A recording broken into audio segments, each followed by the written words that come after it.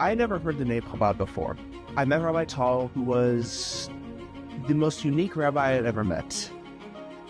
His energy, his happiness, his love of Judaism was something I really had never experienced before. And Rabbi Tal was very accepting of the fact that I didn't really have much connection.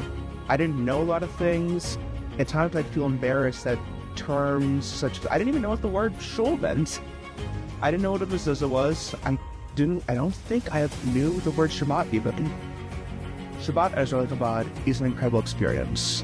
There's food, there's laughter, there's learning, something a lot of us never experienced before. One day at Yummy's, when I was having some food with some friends, meeting with Tal and some other people, Rabbi Tal asked me, do I want to put on tefillin? I had never heard this word before, so I just said yes because he had given me discounted food. I didn't really even know what it was, but it felt good. I didn't even know it counted as my bar mitzvah at that moment. And a couple months after, however, October 7th happened. And with October 7th, everything changed. So I found a program that, as long as I promised to put on the tefillin every day after I get it, would get me legitimate in tefillin. And the second I got it, I called Rabbi Tal, said, hey, I need some help. So I had no idea how it worked exactly, how to tie it. So I went to Chabad, and he showed me how to tie it. So last spring, me and a group went on a guided trip to Poland to experience Jewish history and culture. At one of the camps, I don't remember which one, I think it may have been Majdanek. The rabbi who was with us decided to have a service. A friend of mine, a long-term friend who I'd known since middle school, came up to me and said, Eric, can you help me wrap tefillin? I took out the tefillin and I helped him wrap. It was fantastic. It was very meaningful that even though amongst all the death and all the pain, we were experiencing Judaism. I don't know how else to describe it. It was a victory.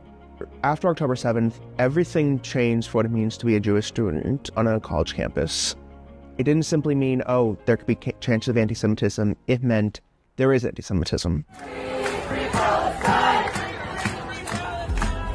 Sometimes some people you thought were your friends, people who you saw as mentors. You saw friends who, good people, fall to propaganda and lies because there was so much content, so much they were absorbing. And the betrayals, it felt. Jewish students, and I speak from personal experience, some of us saw the day after, October 8th, people we thought were our friends calling October 7th liberation. And then you have to sit in class with them and pretend everything's fine. Because if you speak out about it, well, you're overreacting. You're a problem. Because with anti-Semitism, a Jew can never know what anti-Semitism is. Only non-Jews will understand it. Even though administration, not so much, to the student body, I will have people who I've become friends with just casually say, oh, the genocide. What is a Jewish... It can feel so tough as a Jewish student in that situation. Do you derail the conversation? You have to sometimes turn to an advocate for something when you just want to study for a test. It can be hard, especially when I see these protests. We need the community involved with Chabad on campus. We need people coming to us and saying, how can I help? Chabad on campus isn't simply something that's going to be a feature or enhancement for Jewish students. It is something that's desperately needed for Jewish students right now.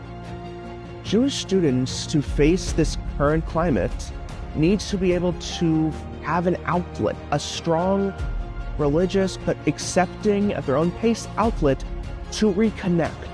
They need to have a safe space. They need to have a place and a community where they can say, I can be Jewish here.